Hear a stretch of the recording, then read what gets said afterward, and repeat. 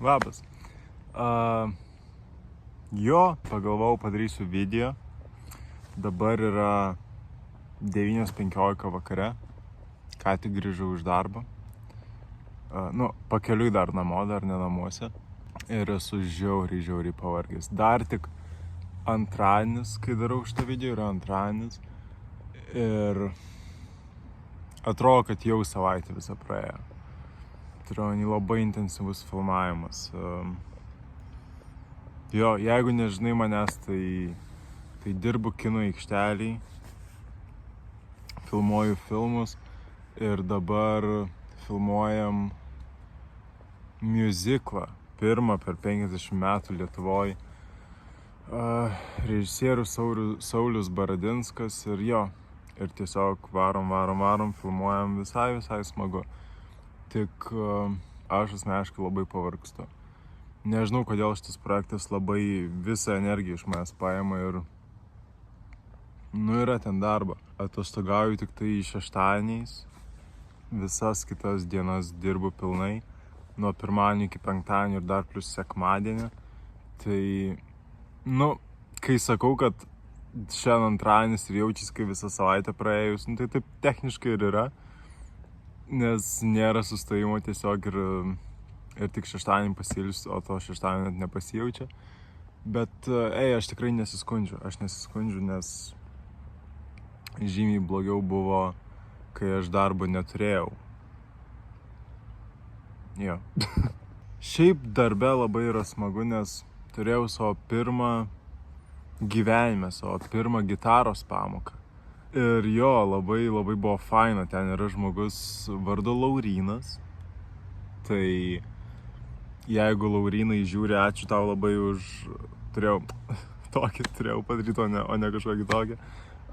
Ačiū Laurynui, kad pamokė mane ir buvo labai fun, jis yra žiauriai geras mokytojas. Viską išmano apie muziką ir man rodė, kaip ten reikia laikyti, žodžiu, tą akustinę gitarą mokiausi grot, tai ten reikia labai suspausti stygas su šita ranka, su kita ranka ritmas.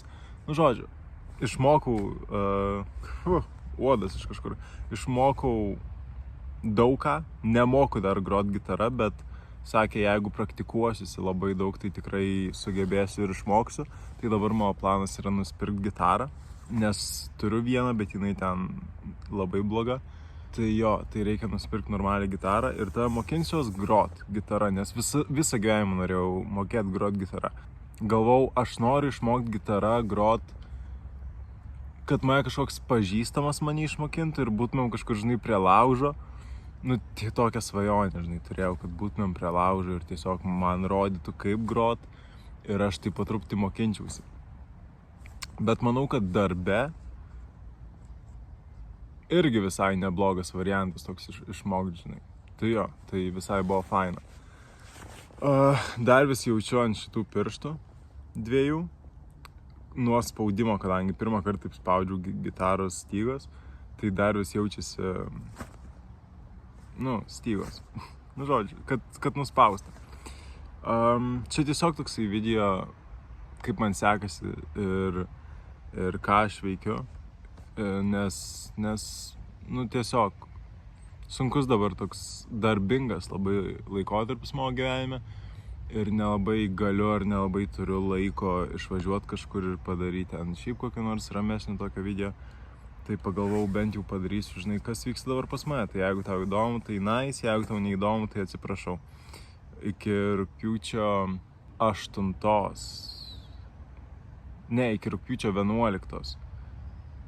bus tik tokie video. Nes tikrai sakau, nėra laiko ir nėra jėgų tiesiog.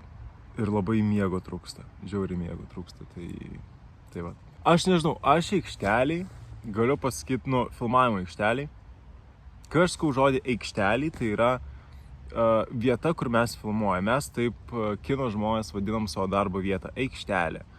Filmavimo aikštelė. Tai yra, bet kokia lokacija, kur mes, esam pasiruošę filmuoti. Nors ir šitas miškas galėtų būti filmavimo aikštelė filmavimo, jeigu čia mes filmuotumėm. Tai va, čia pamokėlė, tau buvo ką tik viena maža. Aš aikšteliai tokių rimtų ir keistų pokalbių turiu omeny. Aš žinau, kad aš dabar labai šokinėju mintim, bet tiesiog bandau viską iškomunikuoti, ką aš noriu. Ir aikštelėje dirba labai įvairių žmonių. Turiu omeny, jie baigia įvairiausius dalykus. Dauguma net nebaigia nieko su kinu, bet visi kažkaip atsiranda aikštelėje ir užsilieka ten. Nes ten labai faina yra. Bet kai susirenka tiek daug įvairių žmonių, aš turiu tokius pokalbius, tokius gilius pokalbius, kur, čia tik aikštelėje taip galima turėti. Turiu omeny, šiandien per pietus, mes turim 1 valandos pietų pertrauką. Aš kalbėjau su savo kolegė ir šiandien priėjom prie išvados, kad kai kuriuos žmonės geriau palikti savo draugais, o ne ten, bandyti regzt kažkokius santykius su tai žmonėm. Ir aš žinau, kad čia toks, apie ką aš kalbu, aš nežinau, aš tiesiog pasakoju, kas vyksta dabar mano gyvenime ir kokius aš pokalbius turiu. Ir mes tiesiog kalbėjom, kad nors ir koks fainas atrodo žmogus, kartais geriausiai jį palikti draugu. Mes turėjom labai rimtą pokalbį ir labai tenai sėjom va tai ir priėjom prie šitos išvados. Ir man labai patiko. Sakau, aš ten kasdieną turiu po labai keistus ir labai rimtus ir gilius pokalbius, kur atrodo darbe taip giliai nereikia kalbėti, bet man labai patinka. Ir dar vienas dalykas. Pamečiau savo kepurę. Tai išsitraukiau kepurę iš kurią turiu, nežinau jau kiek metų. Jinai net suplyšus ir visa kita. Ji net kreiva tokia. Matosi, kad jinai nėra pati lygiausia. Ir dabar aš su jie dirbu, nes nežinau, kur mano normali kepurė, su kuria visai ką vaikštau. Tai dabar tokį stiliuką palaikau. Žodžiu. Aš suprantu, kad šitie video tikriausiai nėra patys įdomiausi, kaip aš pasakoju tokius dalykus. Ir aš nesulaukiu, kada aš turėsiu galimybę įdomesnius video daryti. Tikiuosi, ta proga ateis. Bet sakau, pakentėkit su manim, pabūkit ir tikiuosi bent vienam žmogui įdomu, ką aš išneku. Ir Tai jeigu įdomu, galiu padaryti video apie filmavimo aikštelę, galiu padaryti video apie filmavimo aikštelę, nes tai yra dalykas, kuris užima mano daugiausia laiko. Ir nes pamainos yra po 12 valandų ir tiesiog atsikeli, nuvažiuoji, padirbi, pafilmuoji, grįžti, eini miegot, padarai gal tokį video prieš miegą ir tada aikštelė užima daugiausiai mano gyvenimo. Gerai, viskas. Aš baigiu. Eisiu miegot. Eisiu sumontuoti šitą video ir eisiu miegot. Ir aš tau galiu palinkėti